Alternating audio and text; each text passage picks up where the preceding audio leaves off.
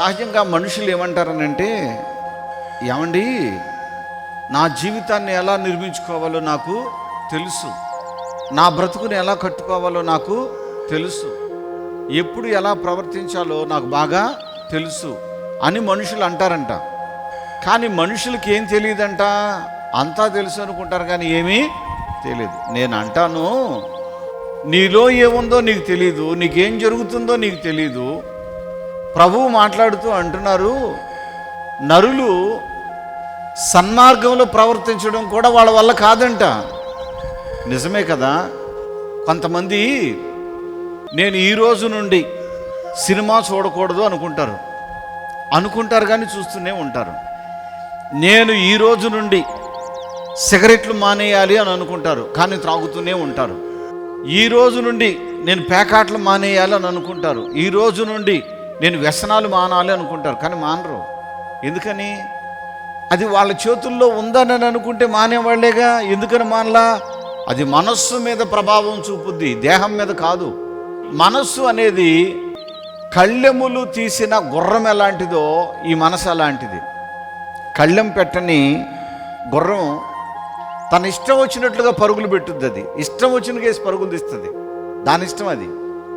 అలాగే మనస్సు కూడా తన ఇష్టం వచ్చినట్లుగా ప్రవర్తిస్తుంది, తన ఇష్టం వచ్చినట్లుగా ప్రయాణం చేస్తుంది మనస్సు. ఈ మనస్సు మనిషిని ఈడ్చుకొని పోతుంది. ఈడ్చుకొని చచ్చిన కుక్కన గనక కాలుకు తాడుగట్టి ఈడ్చుకుని వెళ్ళినట్లుగా బ్రతికున్న మనిషిని ఈ మనసు పడవేసి ఈడ్చుకొని వెళుతూ ఉంటుంది. సన్మార్గంలో ప్రవర్తించడం, సన్మార్గంలో జీవించడం మనిషికి తనకెంత మాత్రము సాధ్యమో కాదు. మరి ఎట్లా?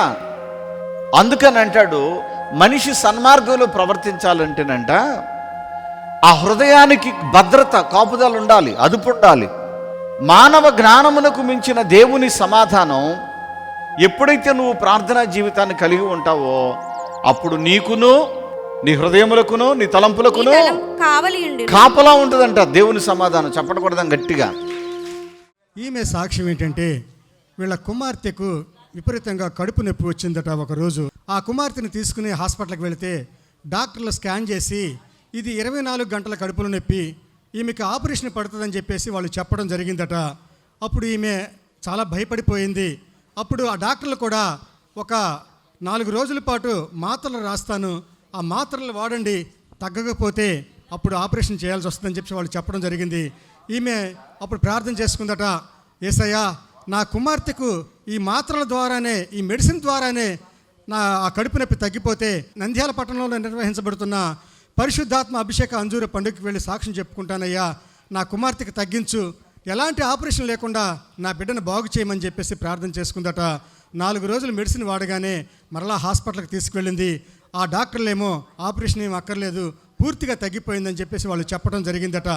వీళ్ళ కుమార్తె పట్ల దేవుడు చేసిన ఈ కార్యాన్ని బట్టి దేవునికి మహిమ కలుగునుగాక. హల్లెలూయా.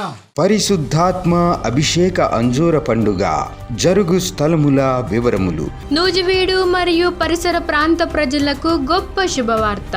పరిశుద్ధాత్మ అభిషేక అంజూర పండుగ ఇప్పుడు నూజివీడులో జరగనయ్యున్నది.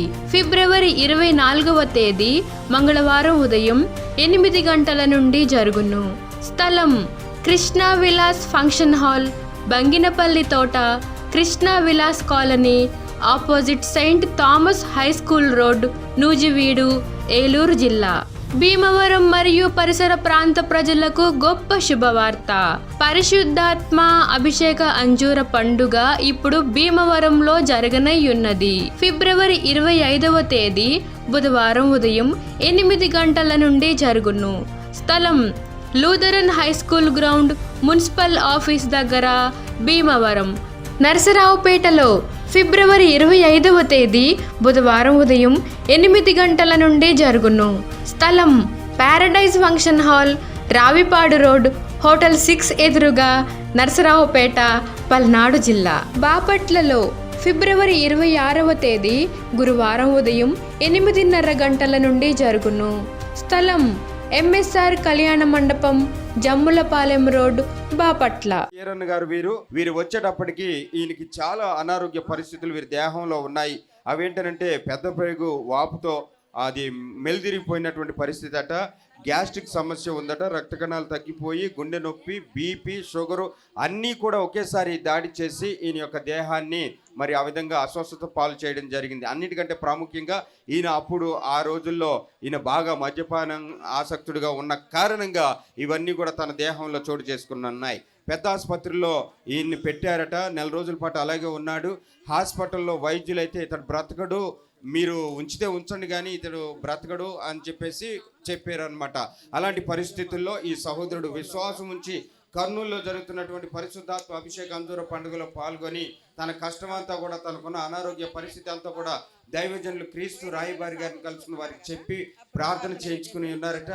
నెల నెల జరుగుతూ ఉండగా తైలము ద్రాక్షరసం పట్టుకుని వెళ్ళి తైలములతో అభిషేకించబడి ప్రార్థన తైలం ద్రాక్షరసం విశ్వాసంతో వాడుకోగా దేవుడు ఈయనకి స్వస్థతని ఇవ్వగా ఈ రోజున సంపూర్ణ ఆరోగ్యవంతుడై ఉన్నాడు.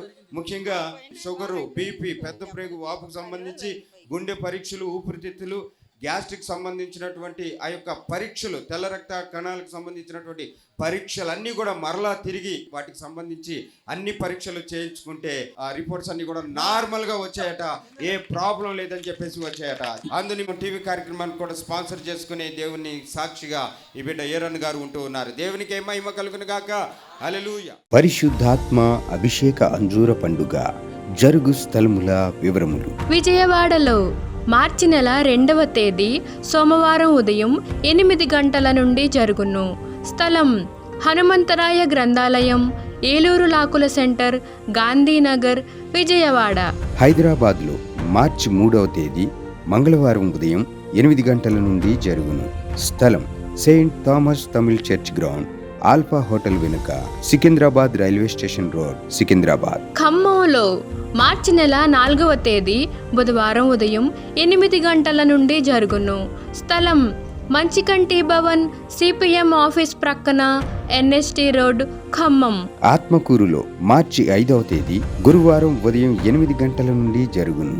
స్థలం డైమండ్ ఫంక్షన్ హాల్, బస్టాండుకు దగ్గరలో, నంద్యాల టర్నింగ్ వద్ద, ఆత్మకూరు. రేపల్లెలో మార్చి నెల 5వ తేదీ గురువారం ఉదయం 8 గంటల నుండి జరుగును.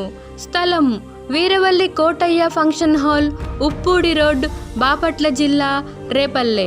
అడ్డాడలో మార్చి 8వ తేదీ ఆదివారం ఉదయం 9 గంటల నుండి జరుగును. స్థలం సిల్వ మిషన్ స్వస్థతశాల, గుడివాడ పామర్రు మధ్యలో, అడ్డాడ. ఒంగోలులో మార్చి నెల 9వ తేదీ సోమవారం ఉదయం 8 గంటల నుండి జరుగును. స్థలం కాపు కళ్యాణ మండపం, బస్టాండు దగ్గర, ఒంగోలు. నెల్లూరులో మార్చి నెల 10వ తేదీ మంగళవారం ఉదయం 8 గంటల నుండి జరుగును. స్థలం జిపిఆర్ గ్రాండ్, ముత్తుకూరు గేటు దగ్గర, మినీ బైపాస్ రోడ్, నెల్లూరు. నంద్యాలలో మార్చి నెల 11వ తేదీ బుధవారం ఉదయం 8 గంటల నుండి జరుగును. స్థలం JK function hall, Saleem Nagar, municipal office దగ్గర, నంద్యాల. కర్నూలులో మార్చి నెల 12వ తేదీ గురువారం ఉదయం 8 గంటల నుండి జరుగును. స్థలం వైఎంసీఏ గ్రౌండ్, రాజ్ థియేటర్ ఎదురుగా, ఆర్ఎస్ రోడ్, కర్నూలు. గుంటూరులో మార్చి నెల 15వ తేదీ ఆదివారం మధ్యాహ్నం 3 గంటల నుండి జరుగును. స్థలం LEM high school ground, lodge centre, Brodipet, Guntur. తాడేపల్లిగూడెంలో మార్చి నెల 16వ తేదీ సోమవారం ఉదయం 8 గంటల నుండి జరుగును. స్థలం Renuka function hall, flyover bridge ఎదురుగా, కొండయ్య చెరువు రోడ్, కడగట్ల, తాడేపల్లిగూడెం. వైజాగ్లో మార్చి నెల 17వ తేదీ మంగళవారం ఉదయం 8 గంటల నుండి జరుగును.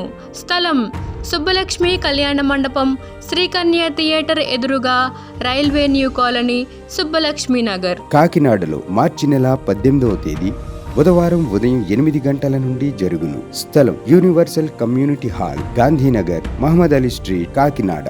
గుంతకల్లులో మార్చి నెల 18వ తేదీ బుధవారం ఉదయం 8 గంటల నుండి జరుగును. స్థలం Mahendra Kalyana Mandapam, Tilak Nagar, SLV theatre road, Guntakal. పాలకొల్లులో మార్చి నెల 19వ తేదీ గురువారం ఉదయం 8 గంటల నుండి జరుగును. స్థలం కిరాణా మర్చెంట్ అసోసియేషన్ బిల్డింగ్, బస్టాండ్ వెనుక, శ్రీనివాస డీలక్స్ రోడ్, పాలకొల్లు. ఆదోనిలో మార్చి నెల 19వ తేదీ గురువారం ఉదయం 8 గంటల నుండి జరుగును. స్థలం international function hall, 2 town police station ప్రక్క రోడ్, SKD కాలనీ, ఆదోని.